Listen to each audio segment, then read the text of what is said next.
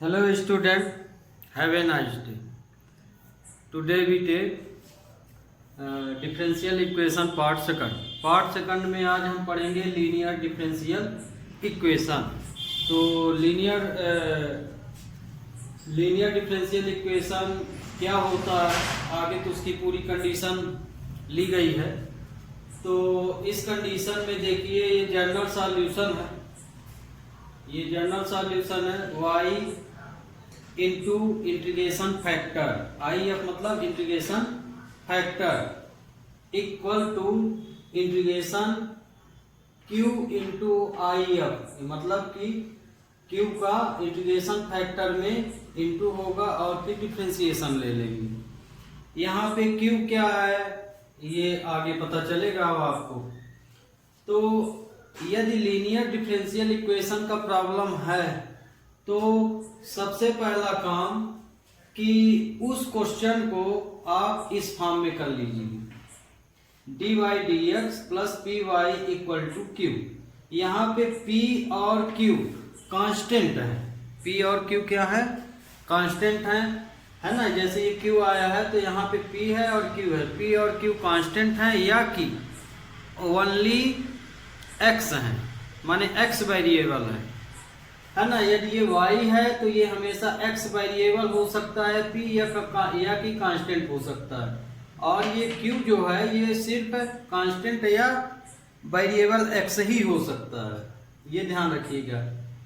यदि मान लीजिए यहाँ x लगा है तो ये हमेशा p की जो वैल्यू होगी वो कांस्टेंट वैल्यू होगी और या कि y होगा और ये q फिर ओनली y होगा जो कि ये अगले कंडीशन में हम बताए हैं.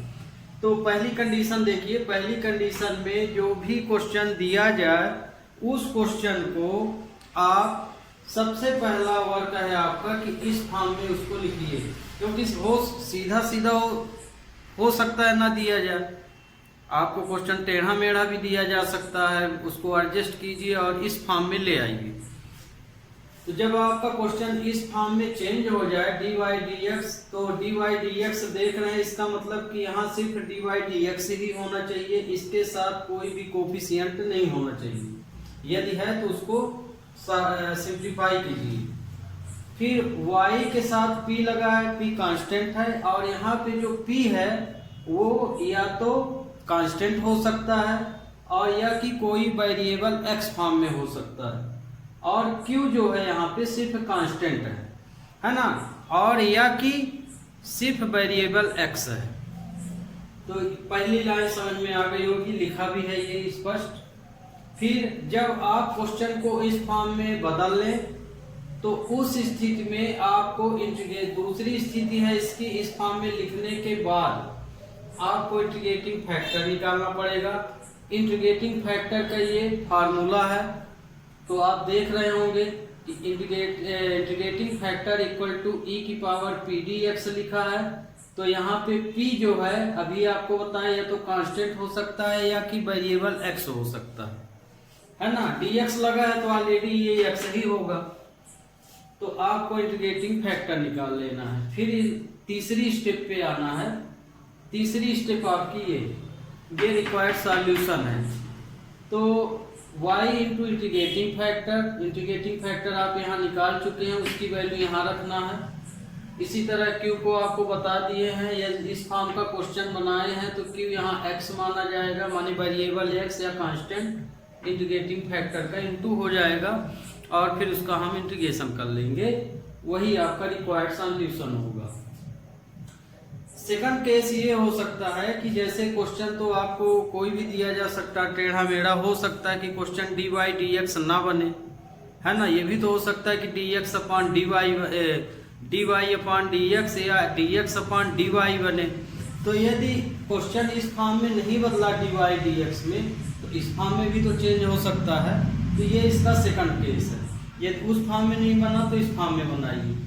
तो dx अपॉन dy हुआ तो यहाँ देखिए जस्ट अपोजिट हो रहा है. यहाँ यदि dy dx है तो py हो रहा है. यदि dx अपॉन dy है तो px हो रहा है.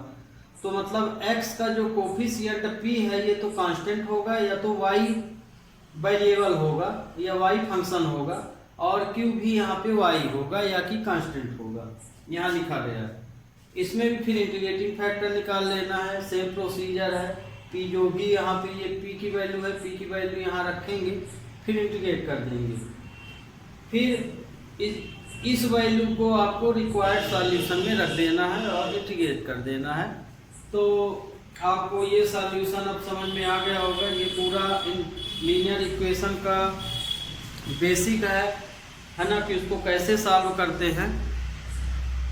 और इससे एक क्वेश्चन हर साल आता है, कभी भी गैप नहीं हुआ, मतलब डन है कि लीनियर इक्वेशन से आपको एक क्वेश्चन मिलना ही मिलना है एनुअल एग्जाम में।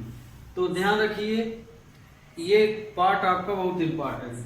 अब आपको इसका बेसिक चीज तो बता दी है, अब कुछ क्वेश्चन लेते हैं हम। बेसिक चीज बताने के बाद आपको एक सॉल्यूशन ये लिखे रहेंगे, इसी के आधार पे आप नीचे वाला क्वेश्चन देखिएगा कि किस तरह से हम जानते हैं। हैंस अभी आपको बताए हैं ये किस फॉर्म का क्वेश्चन है, dy dx plus py equal to q। Comparing कीजिए तो p की वैल्यू है 2, here p equal to 2 and q equal to sine x। Okay, अब हम यहाँ से इंटीग्रेटिंग फैक्टर निकाल लेंगे। इंटीग्रेटिंग फैक्टर क्या है, e की पावर p dx होता है। तो यहाँ p की वैल्यू 2 है, तो इंटीग्रेटिंग फैक्टर e की पावर 2 dx, तो ये आ जाएगा e की पावर 2x। तो इंटीग्रेटिंग फैक्टर हमारा आया e की पावर 2x।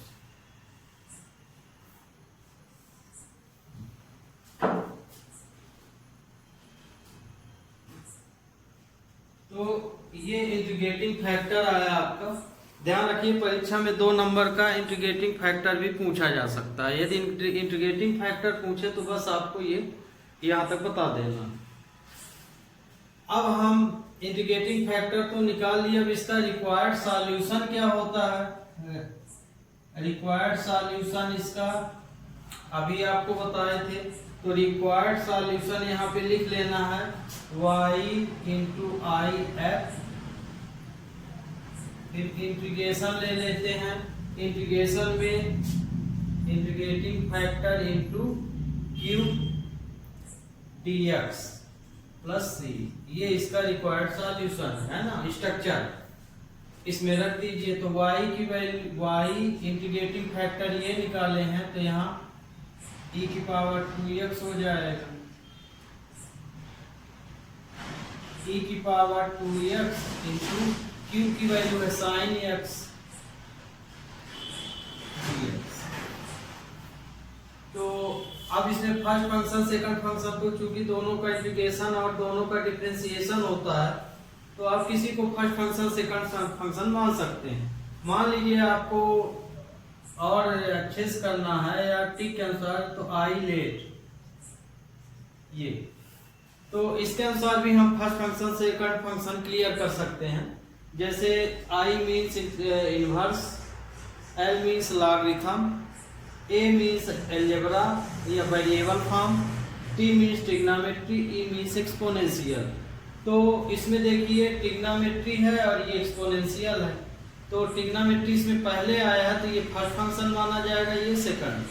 तो हम उसके अनुसार यदि करेंगे तो फर्स्ट फंक्शन सेकंड फंक्शन इस ढंग से लिख सकते हैं, y e की power 2x sine x e की पावर 2x dx।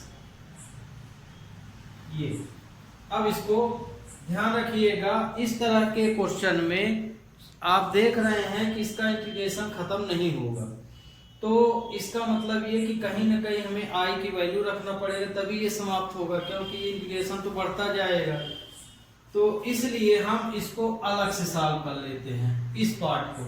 तो हम मान लिए लेट, इसको हम इक्वेशन 1 मान लेते हैं, जो भी वैल्यू आएगी यहाँ रख देंगे, फिर इसको कैलकुलेट कर देंगे। तो i इक्वल टू हमने मान लिया साइन एक्स ई की पावर 2x dx। अब इसको सॉल्व कर लीजिए। तो इसका इंटीग्रेशन, तो साइन एक्स को बाहर रखे, ई की पावर 2x का इंटीग्रेशन, फिर माइनस सेकंड का फर्स्ट का डिफरेंशिएशन और ई की पावर 2x का इंटीग्रेशन dx। ये फार्मूले में रख लिए। तो I इक्वल टू हो जाएगा साइन एक्स ई की power 2x upon 2 minus sine x का डिफरेंशिएशन cos x होता है, तो cos x ई की power 2x upon 2 dx। I equal to 1 upon 2, इसको सही ढंग से लिखे दे रहे हैं साइन x। इसमें भी 1 अपॉन 2 cos x e की पावर 2x dx, है ना। क्वेश्चन वही है, सही ढंग से लिख दिए। तो ये देखिए फिर से फर्स्ट फंक्शन सेकंड फंक्शन बन गया। तो फिर से वही procedure, I equal to 1 upon 2 e की power 2x sine x minus 1/2 cos x। इसको देखिए, इसका इंटीग्रेशन ले रहे हैं, तो cos x को बाहर रखें, e की पावर 2x का इंटीग्रेशन, फिर minus d upon dx cos x integration e की पावर 2x dx dx। ये हुआ।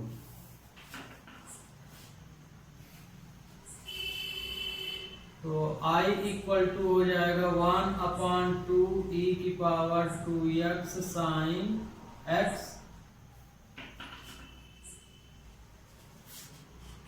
1 अपॉन 2 cos x e की power 2x upon 2 cos x का माइनस साइन x, तो माइनस साइन x e की power 2x upon 2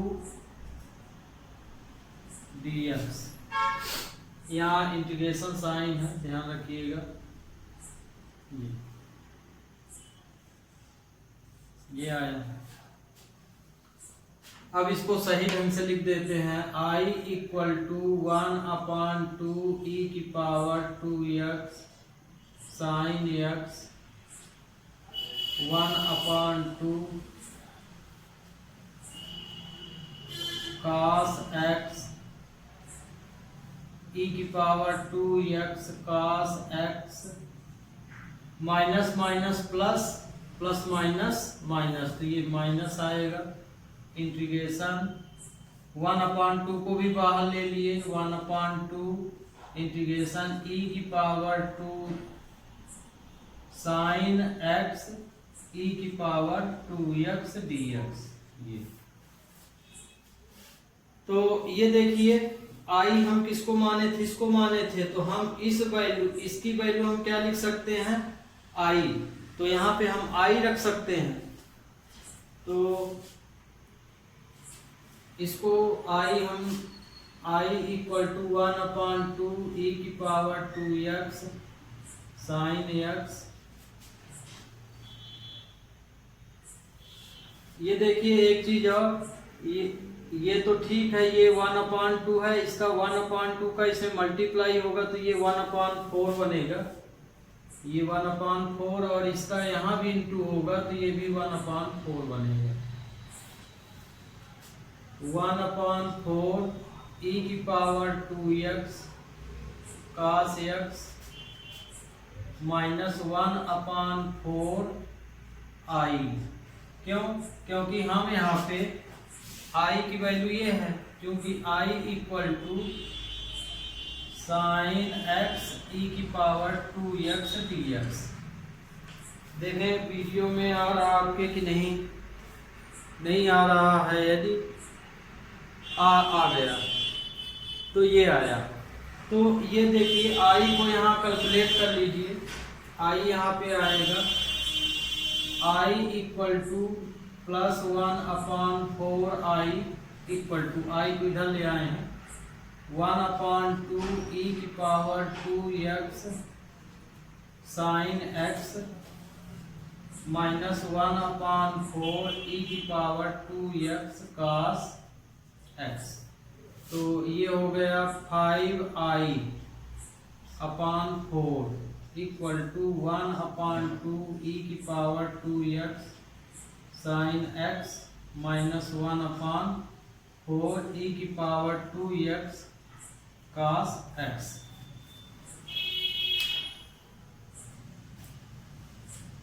four को cancel करना हो तो 4 का ऊपर हम पूरे में मल्टीप्लाई कर सकते हैं। तो इसको हम लिख सकते हैं r 5i/2e की पावर 2x। हाँ, इसका इंटीग्रेशन यहाँ हो गया है। तो ध्यान रखिए कि ये वैल्यू जो रिक्वायर्ड सॉल्यूशन ले रहे हैं ये +c ले रहे हैं, है ना। तो यहाँ पे +c, तो इसकी वैल्यू तो आप ये फाइंड कर लिए हैं। तो यही वैल्यू आपको यहाँ रखना पड़ेगा इस प्लेस पे। जितना भी वैल्यू निकालें पूरा इस प्लेस पे आएगा। तो उस स्थिति में c या तो आप यहाँ रखिए या कि इस यहाँ पे रखिए। वैल्यू रखेंगे तो c ऑलरेडी मिल जाएगा, नहीं तो इंटीग्रेशन हो गया है +c इसमें लगा सकते हैं। ओके, तो इस स्थिति में हम यहाँ से सबसे बढ़िया तरीका है कि ये i के बराबर माने हैं। तो ये वैल्यू i + c है, तो i की वैल्यू यहाँ रख देंगे। तो मतलब कि यहाँ से हमें i की वैल्यू निकाल लेना। तो आगे तो हम 4 का मल्टीप्लाई कर लिए हैं इसमें, साइन x e की पावर 2x cos x। ये तो i इक्वल टू हो गया 2/5 e की power 2x sine x 1/5 e की पावर 2x cos x। ये i की वैल्यू आई। तो i की वैल्यू हम निकाल लिए। तो ये वैल्यू किसकी है, ये वैल्यू इसकी निकल आई। तो यहाँ पे हम क्या रख सकते हैं, ये r। तो y e की पावर 2x 2/5 e की power 2x sine x i -1/5 e की पावर 2x + c, ये रख दिए। तो ये वैल्यू हम इसकी वैल्यू फाइंड कर लिए हैं यहाँ पे। ये तो ये वैल्यू किसकी है, इसकी है। तो इस इक्वेशन में रखेंगे यहाँ पे, तो ये आ जाएगा फ्रॉम इक्वेशन 1।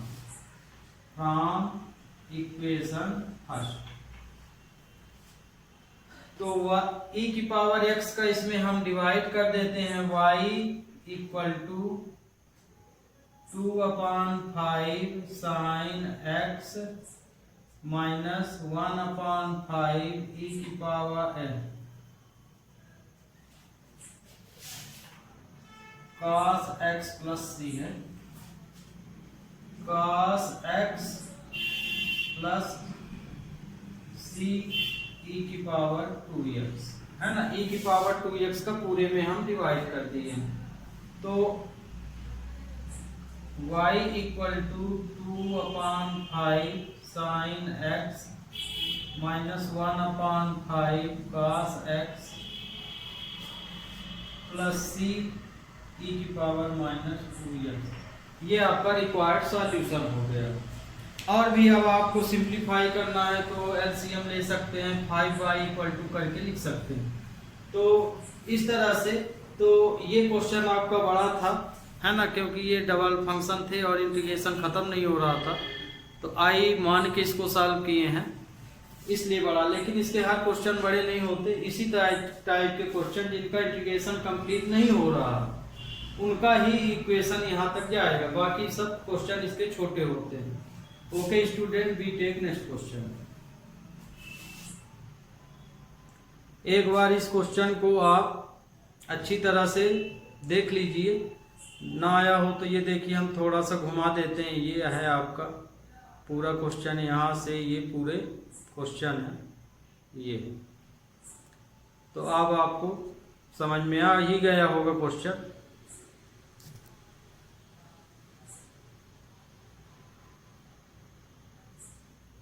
ये तो अब अगला क्वेश्चन लेते हैं। अब देखिए क्वेश्चन सेकंड, क्वेश्चन सेकंड में ये दिया है तो कंपेयरिंग की, तो इससे कंपेयरिंग करेंगे, है ना। ये जो सॉल्यूशन है इस फॉर्म का है, तो यहाँ पे हियर p इक्वल टू है sec x, y का कोफिशिएंट p माना जाता है तो p है sec x एंड q है यहाँ पे 10x। अब इंटीग्रेटिंग फैक्टर निकाल लीजिए and I F equal to E की पावर पी डी एक्स। तो अब यहाँ पे तो p की वैल्यू क्या है, p की वैल्यू sec x है, तो e की पावर sec x dx। तो sec x का इंटीग्रेशन क्या होता है, sec x का log sec x plus 10x होता है, तो log sec x plus 10x, log sec x plus 10x, है ना। sec x का इंटीग्रेशन ये होता है, तो इंटीग्रेटिंग फैक्टर यहाँ पे आपका आया sec x प्लस 10x।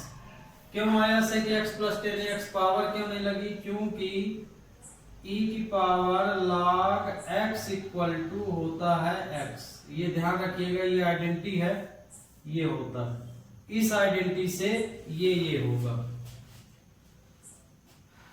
ये इंटीग्रेटिंग फैक्टर आ गया आपका। अब रिक्वायर्ड सॉल्यूशन, तो रिक्वायर्ड सॉल्यूशन आपका क्या होगा, यहाँ आर एस मतलब यहाँ पे है रिक्वायर्ड सॉल्यूशन, तो y into I F integration, integrating factor into Q D X plus C, ये इसका रिक्वायर्ड सॉल्यूशन। इस सॉल्यूशन में रख देंगे, वही उसका आंसर होगा। तो जो यहाँ वैल्यू यहाँ इस फार्मूले में रख दीजिए, तो y इंटीग्रेटिंग फैक्टर हमारा ये निकला है sec x plus 10x, sec x plus 10x। q की वैल्यू क्या है, ये तो इंटीग्रेटिंग फैक्टर है, q की वैल्यू हमने क्या लिया 10x dx, ये हो जाएगा। अब इसका आप इंटीग्रेशन करेंगे, तो y इक्वल टू हो जाएगा sec x प्लस 10x, इसका इंटू कर लेते हैं, तो ये हो जाएगा sec x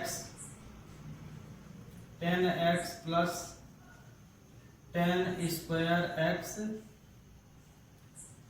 dx।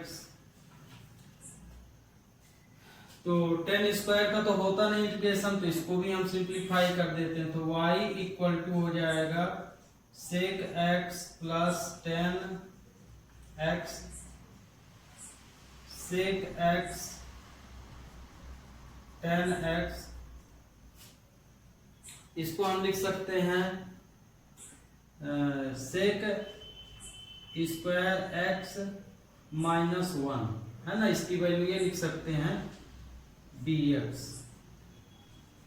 ये तो ये आपका सिंप्लीफाई, अब इंटीग्रेशन बड़ी आसानी से इसको हम लोग कर सकते हैं।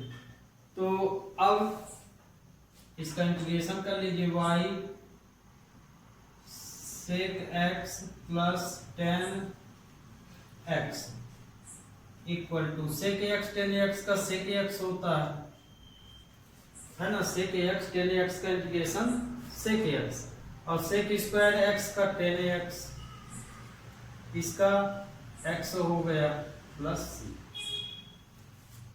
तो ये आपका रिक्वायर्ड सॉल्यूशन हो गया।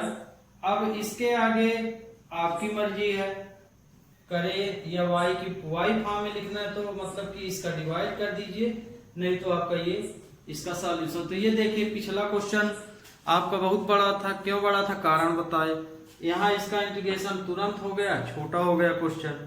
तो ये देखिए इसके कुछ क्वेश्चन बड़े हैं, एक दो क्वेश्चन, बाकी सभी क्वेश्चन इसी लेवल के हैं। तो इसी तरह से हम कुछ और क्वेश्चन और लेते हैं, है ना। एक आध क्वेश्चन, बहुत टाइम हो चुका है इसलिए एक क्वेश्चन ही लेंगे, अगले लेक्चर में फिर इसके बहुत सारे क्वेश्चन बताएंगे।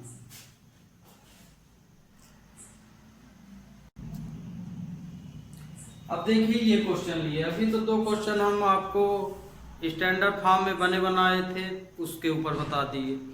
अब देखिए ये क्वेश्चन है, इसी तरह का पिछले साल क्वेश्चन एक आया था, इसी लेवल का क्वेश्चन आया था, है ना। आप देख सकते हैं पिछले साल का पेपर इसी लेवल का एक क्वेश्चन आया था, उसको आप आगे सही ढंग से बनाइए। लीनियर इक्वेशन का ही आया था, सेम इसी तरह का क्वेश्चन आया था, इसलिए आप यहाँ पे क्वेश्चन ना रट के आप मेथड पे जाइए कि क्या है।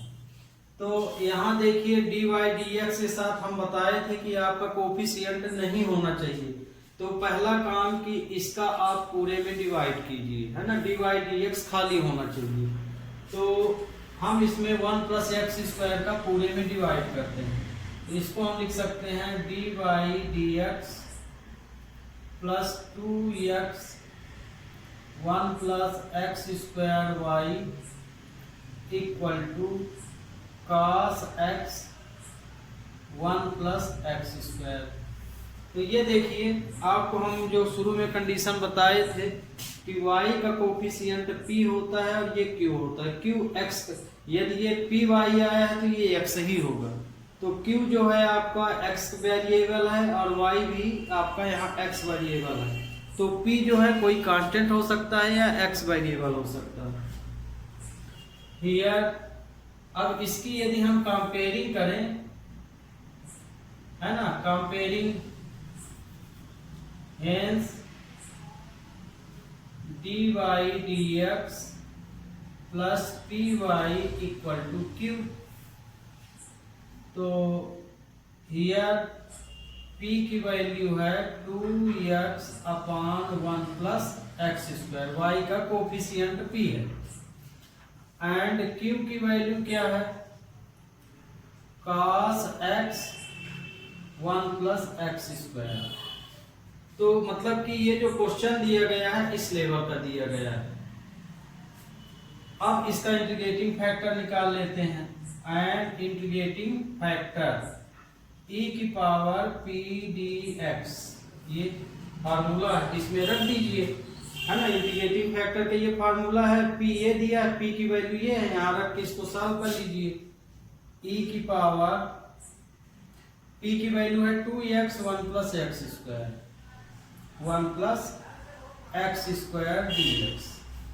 तो इसमें हम p की वैल्यू ये रख दिए, तो इसका डिफरेंस इंटीग्रेशन क्या आएगा, e की power log 1 plus x square आएगा।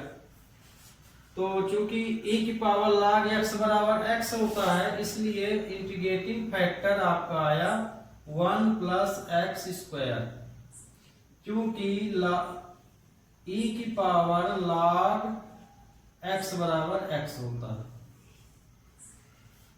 अब रिक्वायर्ड सॉल्यूशन ले लीजिए। तो रिक्वायर्ड सॉल्यूशन आपका क्या होगा, y into integrating factor equal to, इसके बाद इसमें integrating factor q into e की पावर, सॉरी, इसका जो ये क्या बोलते हैं रिक्वायर्ड सॉल्यूशन है वो होगा integrating factor into Q D X plus C. तो y इंटीग्रेटिंग फैक्टर की वैल्यू ये निकली है 1 plus x square, 1 plus x square, और q की वैल्यू है cos x upon 1 plus x square dx। तो ये तो इससे कैंसिल हो गया, सिर्फ cos x बचा आपका। तो y 1 plus x square equal to cos x dx। अब cos x का इंटीग्रेशन तो आपको बन ही जाएगा sin x। तो y equal to 1 plus x square equal to sine x plus C. अब आपका ये रिक्वायर्ड सॉल्यूशन हो गया। लिखने के तरीके में आप ऐसा भी लिख सकते हैं, मान लीजिए हमने ये लिखा तो इसको y फॉर्म में लिखना है, तो y equal to sine x upon 1 plus x square plus c upon 1 plus x square भी लिख सकते हैं। तो पिछले साल आपका जो क्वेश्चन आया था वो सेम इसी स्टैंडर्ड का आया था। तो ध्यान रखिए कि आपको लीनियर इक्वेशन से एक क्वेश्चन मिलना ही मिलना है, और वो भी 5 नंबर का आएगा। तो स्टूडेंट आज तो बस 3 ही क्वेश्चन हो पाएंगे। अगले लेक्चर में लगभग बहुत सारे क्वेश्चन बता देंगे, कुछ ही क्वेश्चन बचेंगे, है ना। तो आपका लीनियर इक्वेशन 2 लेक्चर और लगेंगे, उसके बाद ये भी आपका लीनियर इक्वेशन खत्म हो जाएगा। तब तक के लिए student have a nice day.